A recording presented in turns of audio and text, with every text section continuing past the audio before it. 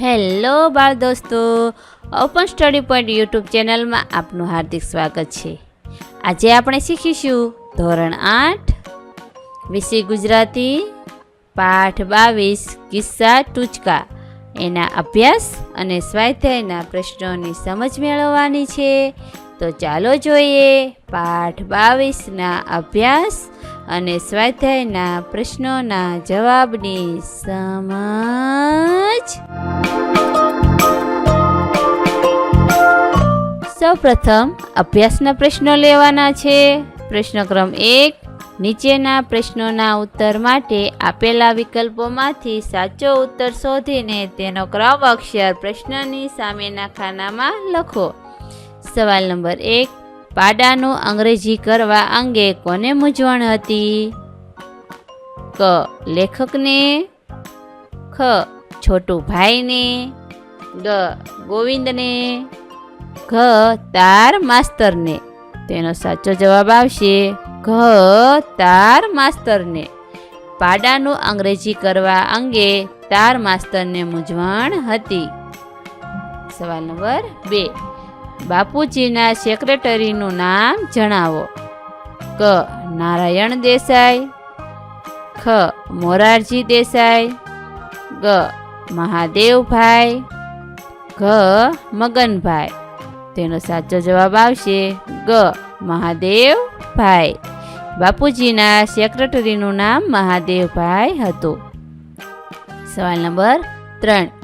મમ્મીએ મનુને કેટલા કેળા આપ્યા? વિકલ્પો જોઈએ. ક. 3. ખ. 4. ગ. 5. ઘ. 1. તેનો સાચો જવાબ આવશે ક. મમ્મીએ મનુને 3 કેળા આપ્યા. સવાલ નંબર 4. કિસ્સા ટૂચકા પાઠના લેખકનું નામ જણાવો. ક. નરહરિ પરીખ. ખ. રતિલાલ બોરીસાગર. ગ. બકુલ ત્રિપાઠી.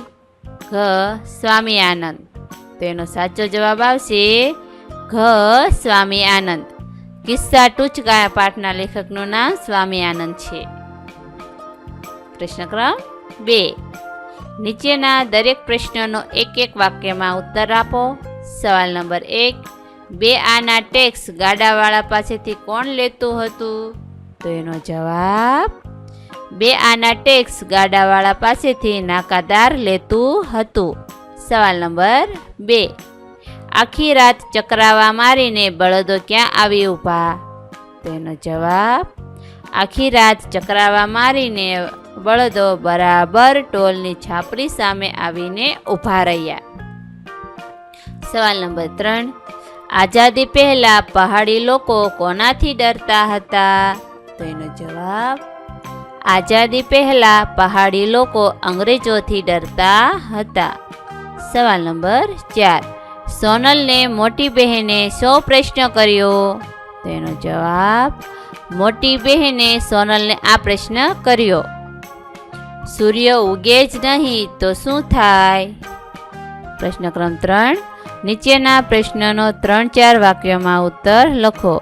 સવાલ નંબર 1. ગાડામાં લાદેલા વાંસ પર ગાડાવાળો શા માટે સૂઈ ગયો? તો એનો જવાબ આખો દિવસ જંગલમાં વાંસ કાપીને ગામડિયો થાકી ગયો હતો. ગાડું હાંકતા હાંકતા ગાડાવાળાને ઊંઘ આવવા માંડી એટલે તે ગાડામાં લાદેલા વાંસ પર લંબાવીને સૂઈ ગયો. સવાલ નંબર 2. બાબુ સાથે મનુએ 3 કેળા કેવી રીતે વહેંચી ખાધા? તો એનો જવાબ મનુએ સૌથી પહેલાં 1 કેળું પોતે ખાધું, પછી બાકીના 2 કેળામાંથી 1 બાબુને આપ્યું અને બીજું પોતે ખાધું. આ રીતે બાબુની સાથે મનુએ 3 કેળા વહેંચીને ખાધા. હવે આપણે સ્વાધ્યાયના પ્રશ્નો જોઈશું. પ્રશ્ન ક્રમ 1. નીચેના પ્રશ્નોના જવાબ આપો. સવાલ નંબર 1. ટોલવાળા નાકાદારને 2 આના ન આપવાની ગામડિયાની યુક્તિ કેમ નિષ્ફળ ગઈ? તો એનો જવાબ ટોલવાળા નાકાદારને 2 આના ન આપવા પડે તેથી ગામડિયો ગાડું લઈને વહેલી સવારે છાનો માનો જંગલમાં બેઠો. આખો દિવસ ખૂબ વાંસ કાપ્યા અને ગાડામાં ઠાંસીને ભર્યા. સાંજ પડતા તે થાકી ગયો એટલે ગાડામાં ગોઠવાયેલા વાંસ પર સૂઈ ગયો. આખી રાત બળદો જંગલની ઘરેડોમાં આટા મારીને છેક વહેલી સવારે ટોલની છાપરી સામે આવીને ઊભા રહ્યા. ત્યારે દાંતણ કરવા બેઠેલા ટોલવાળા નાકાદારે ગાડું જોયું અને ગામડિયા પાસે ટોલના 2 આના માગ્યા. આમ ટોલવાળા નાકાદારને ટોલના 2 આના ભર્યા વગર નીકળી જવાની ગામડિયાની ઉક્તિ નિષ્ફળ ગઈ. સવાલ નંબર 2. મુંબઈના રેલવે અમલદારો તારને કેમ વાંચ્યા જ કરતા હતા? તેનો જવાબ: એક દિવસ રેલના પાટાની કોરાણે ચાલતો પાડો એન્જિનથી અથડાઈને મરી ગયો. રેલવેના કાયદા પ્રમાણે કોઈ અકસ્માત થાય તો સ્ટેશન માસ્તરે ઉપરની અમલદારને તાર કરીને તરત ખબર આપવા જોઈએ. આથી સ્ટેશન માસ્તર છોટુભાઈએ પોતાના હાથ નીચેના તાર માસ્ટરને તાર કરી દેવા કહ્યું. પણ પાડા માટે અંગ્રેજીમાં કયો શબ્દ વાપરવો એની ખબર ન હોવાથી તાર માસ્તરે છોટુભાઈને પાડાનું અંગ્રેજી પૂછ્યું. એટલે છોટુભાઈએ કહ્યું, ભેંસનો વર. તાર માસ્ટર આમ તાર કર્યો. One husband of buffalo dead under engine. તેથી મુંબઈના અમલદારો આ તાર વાંચ્યા જ કરતા હતા. સવાલ નંબર 3. ચાની દુકાને જઈ અંગ્રેજે ખરેખર શું કહ્યું હતું? દુકાનદાર શા માટે ગુસ્સે થઈ ગયો? તો એનો જવાબ: ચાની દુકાને જઈ અંગ્રેજ બાકડા પર બેઠો અને દુકાનદારને કહ્યું, 2 કપ ટી. આ સાંભળી દુકાનદાર ગુસ્સે થઈ ગયો, કારણ કે એને અંગ્રેજી આવડતું નહોતું.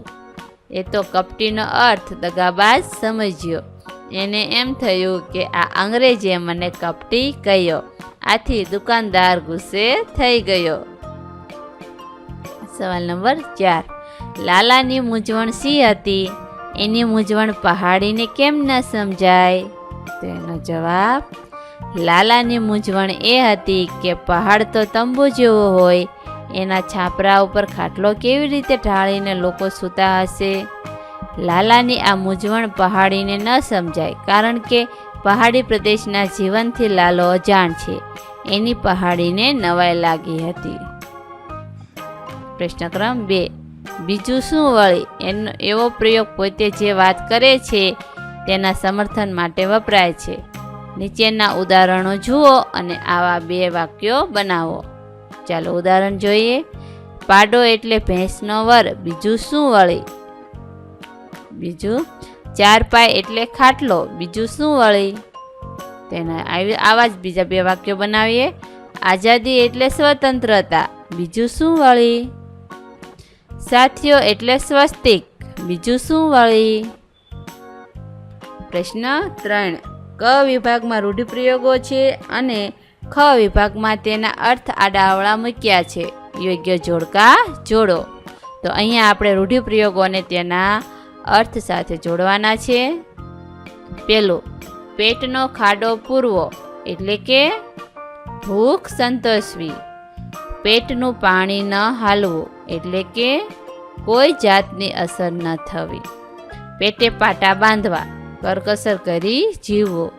પેટમાં પેસી જવું, બીજાની છુપી વાત જાણવી. પ્રવૃત્તિ: આવા બીજા કિસ્સા અને ટૂચકા વર્ગ સમક્ષ કહો. છાપાઓમાં અને સામયિકોમાં આવતા ટૂચકા વાંચો અને તેનો સંગ્રહ કરો. આ વિડીયો નિહાળવા બદલ આપનો ખૂબ ખૂબ આભાર અને ઓપન સ્ટડી પોઈન્ટ ચેનલ તરફથી વિડીયો નિહાળવા બદલ આપનો આભાર. આવા બીજા વિડીયોઝ નિહાળવા માટે અમારી YouTube channel open study point અત્યારે જ સબસ્ક્રાઈબ કરો.